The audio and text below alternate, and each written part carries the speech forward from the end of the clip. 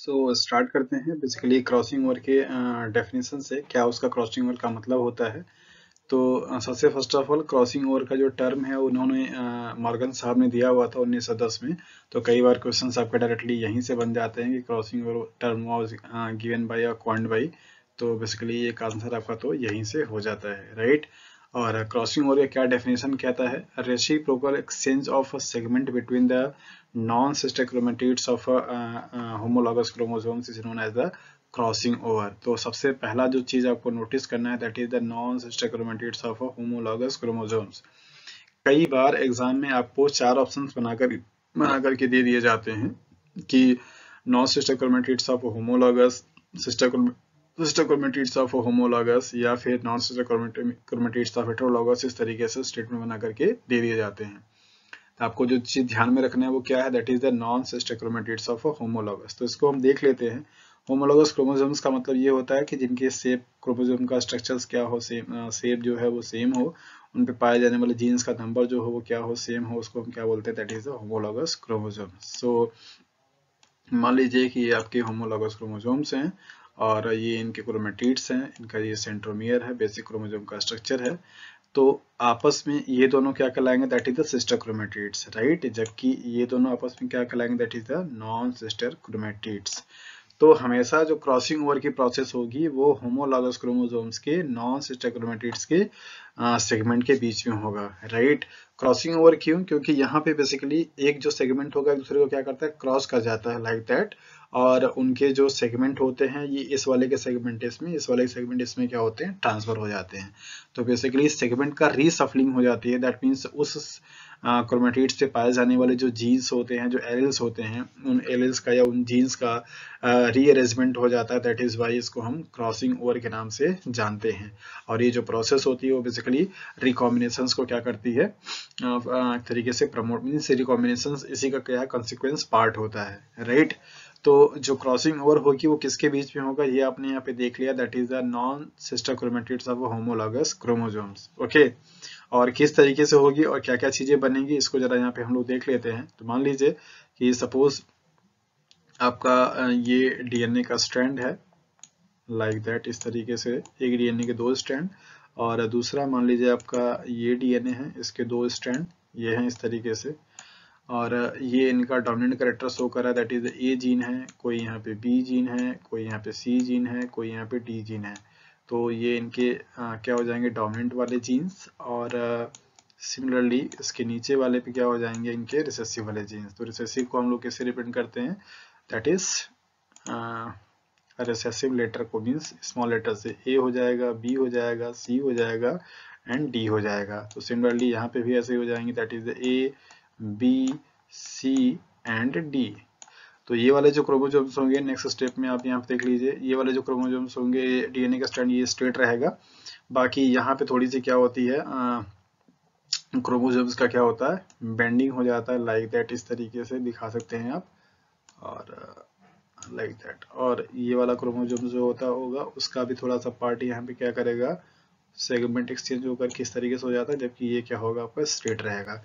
तो next step में अगर आप देखेंगे तो बेसिकली क्या बन जाएगा यहाँ पे, कि ये वाला जो क्रोमोसोम्स का फर्स्ट वाला पार्ट है वो तो एज इट इज रहेगा, जबकि सेकंड वाले पार्ट में थोड़ा सा सेगमेंट किसका आ जाएगा, ये ग्रीन वाले पार्ट का आ जाएगा। और जबकि इस वाले डीएनए में देखेंगे नीचे वाला एकदम एज इट इज रहेगा, और यहाँ पे बेसिकली क्या होगा, रेड वाला पार्ट हो जाएगा, लाइक दैट, राइट। तो इस तरीके से, सॉरी, ये रेड यहाँ पे हो जाएगा, ये ग्रीन आपका पूरा इधर रहेगा, ओके। तो इस तरीके से आप यहाँ पे देख सकते हैं कि बेसिकली जो नॉन सिस्टर क्रोमेटिड्स होते हैं उनके जीन के सीक्वेंसेस में या उनके जीन का जो अरेंजमेंट है उनमें थोड़ा सा क्या हुआ, चेंजेस हुआ, जिसको कि हम क्या बोलते हैं, that is the crossing over के नाम से जानते हैं। जैसे अगर सपोज इसको हम जीन से रिप्रेजेंट करें तो क्या हो जाएगा, कैपिटल ए, कैपिटल बी, और capital B, capital C and capital D. जबकि इस वाले पे क्या होगा, यहाँ पे कैपिटल ए होगा, यहाँ पे कैपिटल बी होगा, बट यहाँ पे सी डी क्या हो जाएगा, स्मॉल हो जाएगा, राइट, सॉरी, यहाँ पे कैपिटल डी रहेगा।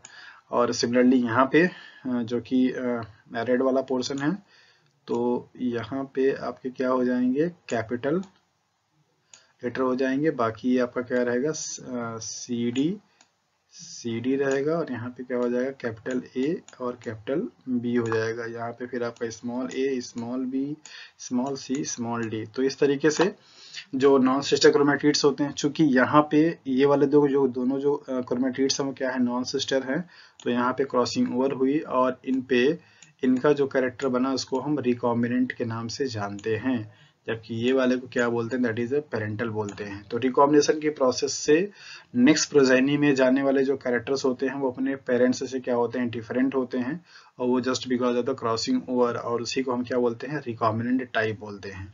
अब यहाँ पे एक बड़ा अच्छा इन्फॉर्मेशन है आपके लिए कि बेसिकली जो पेरेंटल कैरेक्टर होता है मतलब नेक्स्ट जनरेशन में, वो हमेशा ज्यादा होता है as compare to the recombinant character के। तो परसेंटेज हमेशा इसका 50% से ज्यादा होगा और इसका 50% से क्या होगा, कम होगा। तो ये क्रॉसिंग ओवर ही है बेसिकली जो कि हर प्रोजेनी को अपने पेरेंट्स से क्या करता है, डिफर बनाता है। आप अच्छे तरीके से देख सकते हैं कि यंग वंस जो होते हैं, चाइल्ड जो होते हैं, वो सिमिलर होते हैं 50 to 60%, 70%, but exactly not photocopy. अपने पेरेंट्स के एग्जैक्टली फोटोकॉपी नहीं होते, उनमें डिफरेंसेस होते हैं। वो डिफरेंसेस किसकी वजह से, just because of this phenomena that is the crossing over. ये क्रॉसिंग ओवर ही है जो कि हमें अपने पेरेंट्स से क्या बनाता है, डिफरेंट बनाता है। वहां पे जीन्स का रीसफलिंग हो जाती है जिससे कि एक यूनिक कॉम्बिनेशन बन जाता है, रिकम्बाइंड हो जाते हैं, और वो एक अलग फिनोटिपिक कैरेक्टर के लिए क्या होते हैं, रिस्पॉन्सिबल होते हैं। तो हमारे अंदर में हमारे जो कैरेक्टर्स हैं वो कुछ हमारे पेरेंट्स के हैं, बट एग्जैक्टली हम अपने पेरेंट्स के क्या है, कॉपी नहीं है। ऐसे सभी की अपनी आइडेंटिटी क्या है, वो बनी हुई है। तो जो सबसे बड़ा इंपॉर्टेंस यही है कि ये क्रॉसिंग ओवर जो चीज है उसकी वजह से वेरिएशंस क्या होते हैं, वो होते रहते हैं, और वेरिएशंस बेसिकली एक्युमुलेट होकर क्या करता है, इवोल्यूशन को क्या करता है, रिस्पॉन्स करता है, इवोल्यूशन बनाता है, राइट। तो क्रॉसिंग ओवर का जो प्रोसेस था, होपफुली आपको यहाँ पे ये चीज समझ में आया होगा कि किस तरीके से क्रॉसिंग ओवर हम यहाँ पे दिखा सकते हैं। तो पहला चीज आपका यहाँ से ये चीज हो गया कि नॉन सिस्टर क्रोमेटिड्स के होमोलॉगस क्रोमोसोम के बीच में होगा। अब आता है स्टेज से सवाल।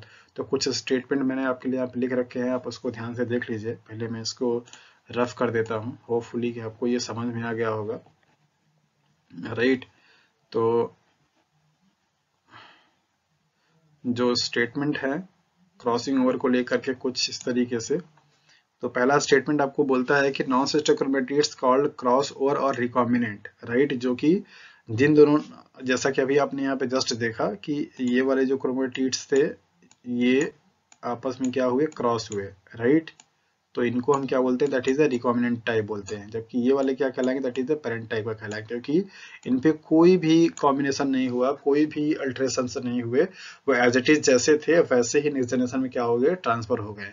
तो ऐसे क्रोमेटिड्स जो कि क्रॉसिंग ओवर में पार्टिसिपेट होते हैं, उनका जो वो जो बनेंगे तो उसको हम क्या बोलेंगे, रिकॉम्बिनेंट टाइप बोलते हैं, या क्रॉस ओवर के नाम से भी जाना जाता है, राइट। नेक्स्ट जी देखिए, unchanged combinations are called non cross over और पेरेंटल टाइप। जिन पे कोई चेंजेस नहीं होता है, जो कि क्रोमोसोम जो कि क्रॉसिंग ओवर पार्टिसिपेट नहीं करते हैं, वो बेसिकली क्या कहलाते हैं, that is the parental type कहलाते हैं, right. Crossing over occurs in pachytene in stage of meiosis first. This is one of the most important point for crossing over, okay. ये कई बार आपसे एग्जाम में पूछा जाता है कि कौन से स्टेज में क्रॉसिंग ओवर की प्रोसेस होती है, तो आपको बताया गया यहाँ पे पैचेटीन में। आपको अच्छे तरीके से पता होगा कि मियोसिस एक सेल डिवीजन का टाइप है जो कि जर्म सेल्स में पाया जाता है, जिसे हम रिडक्शनल सेल डिवीजन के नाम से भी जानते हैं। ये सारी चीजें हम लोग डिटेल में डिस्कस करेंगे जब हम सेल बायोलॉजी के पोर्शन को स्टार्ट करेंगे तब। बट अभी इंफॉर्मेशन के लिए समझ लीजिए कि मियोसिस जो होती है वो दो फेज में डिवाइड की जाती है, दैट इज द फेज 1 और फेज 2, या मियोसिस फर्स्ट या मियोसिस सेकंड के नाम से। तो मियोसिस फर्स्ट जो होता है वो उसके 4 फेज है, that is the prophase, metaphase, anaphase and telophase. तो प्रोफेज काफी लॉन्ग होता है मियोसिस फर्स्ट का, इसलिए उसमें 5 सब स्टेजेस में क्या किया गया, उसको डिवाइड किया गया, that is the leptotene, zygotene, pachytene, diplotene and diakinesis. ये अलग अलग क्या होते हैं, स्टेजेस होते हैं। तो उन स्टेजेस में से थर्ड नंबर पे आता है आपका पैचेटीन, और उसी पैचेटीन स्टेज में आपका क्या होता है, that is the crossing over. एक और भी स्टेज है जो कि बहुत ही इंपॉर्टेंट होता है आपके एग्जाम के पॉइंट ऑफ व्यू से, उसको भी मैंने यहाँ पे मेंशन कर दिया है आपकी इंफॉर्मेशन के लिए। साइनेप्सिस की प्रोसेस, डाइवेलेंट फॉर्मेशन का या टेट्राड फॉर्मेशन की प्रोसेस और सिनेप्टोनिमल कॉम्प्लेक्स का फॉर्मेशन, ये सब कुछ बेसिकली किसमें होता है, दैट इज द जाइगोटीन में। यहाँ पे एक बड़ा कंफ्यूजन होता है ये डाइवेलेंट फॉर्मेशन को लेकर के। डाइवेलेंट का फॉर्मेशन एक्चुअली जाइगोटीन स्टेज में होता है, बट इसकी क्लियर अपीयरेंस जो होती है वो किसमें होती है, पैचेटीन में होती है। तो that is why most of the time पे जो स्टूडेंट्स होते हैं वो टिक लगाकर चले आते हैं पैचेटीन पे, बट वो आंसर आपका गलत हो जाता है। एक्चुअल जो डाइवेलेंट फॉर्मेशन की जो स्टेज है, जो साइट है, वो क्या है आपका, जाइगोटीन होता है। डाइवेलेंट का मतलब क्या होता है, ये जो प्रोसेस होती है उस प्रोसेस में दो क्रोमोसोम्स आपस में क्या होते हैं, पास में आते हैं, और जैसे ही दो क्रोमोसोम्स आपस में पास में आते हैं तो उनके जो क्रोमेटिड्स होते हैं वो कुछ इस तरीके से फॉर्मेशन करते हैं जिसको हम टेट्राड या डाइवेलेंट बोलते हैं। एक क्रोमोसोम के दो क्रोमेटिड्स जब आपस में मिल जाते हैं दो क्रोमोसोम्स के, तो वो टेट्राड का फॉर्मेशन करते हैं जिसको हम डाइवेलेंट के नाम से जानते हैं। तो ये प्रोसेस तभी हो जाती है जब साइनोप्सिस का फॉर्मेशन होता है, मींस जाइगोटीन स्टेज में। बट उस स्टेज में ये बहुत प्रॉपर्ली क्लियर विजिबल नहीं होते हैं, ये दिखाई कब देते हैं हमको, पैचेटीन स्टेज में।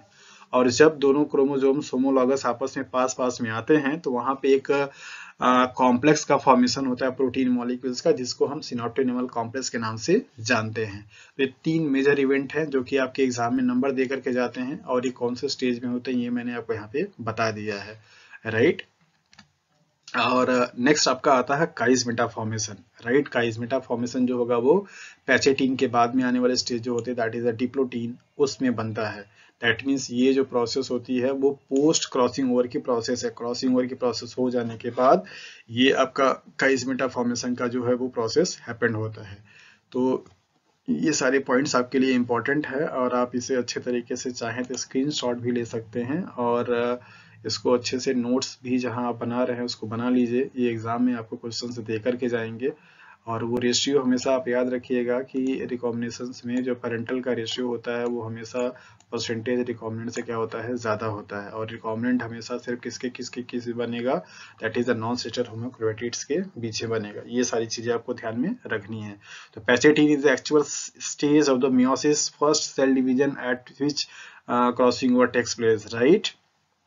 सो आते हैं आप नेक्स्ट पॉइंट पे, that is the mechanism of crossing over. Crossing over के मैकेनिज्म को समझाने के लिए डिफरेंट डिफरेंट टाइप्स पे डिफरेंट डिफरेंट थियरीज दी गई, राइट। उन थियरीज के कुछ अपनी लिमिटेशंस थी और कुछ उनके पॉइंट्स थे, तो आज हम लोग उन थ्योरीज के बारे में यहाँ पे पढ़ेंगे। सबसे फर्स्ट ऑफ जो थ्योरी दी गई, that is the coupling and repulsion theory, was given by Bateson and Punnett, right. 1906 ईस्वी में आपको ईयर्स में पब्लिश किया, इन्होंने बताया था। और इनका स्टेटमेंट ये था कि कपलिंग ऐसा स्टेज है या उस स्टेज को रिप्रेजेंट करता है जिस स्टेज में होमोलॉगस क्रोमोसोम्स आपस में क्या होते हैं, पास पास में आते हैं, come to the nearby या come to the each other, right, पास पास में आते हैं। उस स्टेज को उन्होंने क्या किया था, बताया था, दैट इज द कपलिंग। और रिपल्सन जो टर्म है वो रिप्रेजेंट करता है किसको, दैट इज द सेग्रीगेशन को, दैट मीन्स सेपरेशन के। क्रोमोसोम्स जब आपस में सेपरेट आउट होते हैं तो उसको हम क्या बोलते हैं, that is the repulsions, right. So coupling represent aggregation, means association of chromosomes या come close to each other. और रिपल्सन जो होती है वो बताती है that is the segregation, means separate होने की प्रोसेस को। ये थ्योरी आपको यही बताती है कि इन दोनों का मतलब क्या होता है। नेक्स्ट जो थ्योरी दी गई, that is the chiasmata type theory, Morgan के द्वारा दिया गया था। इनका ऐसा हाइपोथेसिस था, इनका ऐसा मानना था कि काइज़मेटा ही वो चीज है जिसकी वजह से क्रॉसिंग ओवर की प्रोसेस क्या होती है, हैपन होती है, राइट। बट ऐसा बाद में जब चीजों को और डिटेल में स्टडी किया गया, रिसर्च किया गया, तो ये पाया गया कि काइज़मेटा तो एक्चुअली में पोस्ट क्रॉसिंग ओवर की होने वाली जो प्रोसेस है उसमें आता है। दैट मीन्स जब क्रॉसिंग ओवर हो जाती है तब जाके काइज़मेटा का क्या होता है, फॉर्मेशन होता है, राइट। तो उनका भी स्टेटमेंट क्या हो गया, गलत हो गया। नेक्स्ट एंड लास्ट जो आपको थ्योरी दी गई, that is the modern theory, जिसे हम ब्रेकेज एंड रीयूनियन के नाम से भी जानते हैं। इस थ्योरी के तीन मेजर प्राइम की पॉइंट्स हैं। नंबर पहला, ये थ्योरी हमको बताता है कि जो क्रोमोसोम का डुप्लीकेशन होता है या क्रोमोसोम का जो रेप्लिकेशन होता है वो मियोसिस होने से पहले ही क्या होता है, हो जाता है। सो रिमेम्बर, आपको पढ़ाया जा चुका है या आप लोग जानते भी होंगे बेसिकली कि जो सेल डिवीजन होता है उसमें डीएनए रेप्लिकेशन का स्टेज जो होता है वो कहाँ होता है, और उसमें एक्चुअल सेल साइकिल से पहले ही हो जाता है। तो जैसे अगर हम लोग यहाँ पे देखें तो ये आपका पूरा सेल साइकिल है, जिसमें आपका ये जो हो मान लीजिए आपका क्या है G1 फेज है, ये आपका क्या है that is the S phase है, और ये आपका क्या है that is the G2 phase है, और ये आपका क्या कहलाएगा that is the M phase कहलाएगा। तो M is the actual phase, और यहाँ से यहाँ के पूरे प्रोसेस को या साइकिल को हम लोग क्या बोलते हैं दैट इज द इंटरफेज बोलते हैं, और जबकि ये आपका क्या कहलाता है that is the division phase या माइटोटिक फेज कहलाता है। S phase that is synthesis phase, ये जो फेज है यहाँ पे एक्चुअली डीएनए का क्या होता है रेप्लिकेशन होता है, जिसकी वजह से डीएनए का कॉपी क्या होता है डबल हो जाता है। तो इनका पहला स्टेटमेंट यही था कि जो बेसिकली क्रोमोसोम का डुप्लीकेशन होता है वो मियोसिस होने से पहले ही हो जाता है। मियोसिस आपका यहाँ पे होता है, जबकि डीएनए रेप्लिकेशन या क्रोमोसोम का डुप्लीकेशन यहीं पे हो जाता है। दूसरा स्टेटमेंट उन्होंने ये बताया था कि मियोसिस फर्स्ट का जाइगोटीन वो स्टेज होता है जिस स्टेज में बेसिकली होमोलॉगस क्रोमोसोम्स आपस में क्या करते हैं पास पास में आते हैं क्रॉसिंग ओवर को होने के लिए। तीसरा स्टेटमेंट उन्होंने ये दिया था कि रिकॉम्बिनेंट नोड्यूल्स का जो फॉर्मेशन होता है वो पैचेटिन स्टेज में होता है, जो कि बेसिकली रिकॉम्बिनेशन का एक्चुअल स्टेज माना जाता है, राइट। तो पैचेटिन वो स्टेज है जहां पे आपका क्या होता है क्रॉसिंग ओवर की प्रोसेस जो होती है वो हैपन होती है। तो इस तरीके से ये 3 डिफरेंट थीरीज थी, और इन्होंने अलग अलग चीजें आपको जो बताई वो मैंने आपको यहाँ पे इन्फॉर्म किया। तो होपफुली कि ये जो कंटेंट है आपके कॉन्सेप्ट को क्रॉसिंग ओवर को लेकर के और इम्प्रूव करेगा, और इससे आपके एग्जाम में जो क्वेश्चंस होंगे उनके जो जो क्वेश्चंस आएंगे उनको आपको बनाने में क्या मिलेगी हेल्प मिलेगी। अल्टीमेटली गोल यही रहता है कि जो भी आपको वीडियो प्रोवाइड किए जाए उस वीडियो से आपके जो प्रिपरेशन का परसेंटेज है वो थोड़ा इम्प्रूव हो पाए। ये मेरे लिए बहुत खुशी की बात होगी कि आप लोग इस वीडियोस को देख करके अगर अपने प्रिपरेशन को इम्प्रूव कर पाते हैं तो अच्छा लगेगा, और ये अच्छी बात होगी, राइट। तो यही पर्पस भी होता है। और लास्ट में आप लोगों से एक चीज़ और भी बोलना चाहूँगा कि आप सभी लोग जितने लोग भी प्रिपरेशन कर रहे हैं वो होपफुली कहीं ना कहीं कुछ न कुछ काम कर रहे होंगे, राइट। तो आपके पास टाइम बहुत कम होता है, और सिलेबस बहुत ज़्यादा वास्ट है, तो आप अपने टाइम को बहुत ही एक्यूरेटली बहुत सिस्टमेटिक वे में उसको यूज कीजिए, और बाकी प्रैक्टिस हमेशा करते रहिए, ये आपको मेरी तरफ से एक सजेशन रहेगा। सो आज के वीडियो के लिए ये आपको बताया गया कि बेसिकली क्या कॉन्सेप्ट होता है क्रॉसिंग ओवर का, और क्रॉसिंग ओवर के क्या क्या पॉसिबल थ्योरीज दी गई, और उनके इम्पोर्टेंट जो की पॉइंट्स है मैंने आपको बता दिया। तो होपफुली कि आपको ये सारी चीज़ें ध्यान में रहेंगी, और मैं बार बार आपको ये बता रहा हूँ कि पेरेंटल का जो कॉम्बिनेशन होगा वो रिकॉम्बिनेंट से क्या होगा ज़्यादा होगा। पैचेटिन वो स्टेज होगी जहाँ पे आपका बेसिकली क्या होगा that is the crossing over की प्रोसेस होगी। ये सबसे की पॉइंट निकल करके आया। दूसरा तीसरा चीज, पहला पॉइंट आपका ये हो गया, दूसरा आपका ये हो गया, तीसरा आपका ये हो जाएगा कि बेसिकली नॉन सिस्टर क्रोमेटिड्स जो होंगे वो एक एक्चुअल साइट है जहाँ पे आपका क्रॉसिंग ओवर की प्रोसेस होती है। तो ये सारी चीजें आपको यहाँ से वीडियो से निकल करके आते हैं, ये की पॉइंट क्या थे आपके। तो होपफुली कि आपके लिए ये वीडियो काफी हेल्पफुल हो। If you so that's all guys, that's all for today's video. If you have any problem, if you have any doubt and queries regarding this video and also for the preparations, so you can message me either directly on the given number, or you can also comment on the comment box. Thank you for watching this video.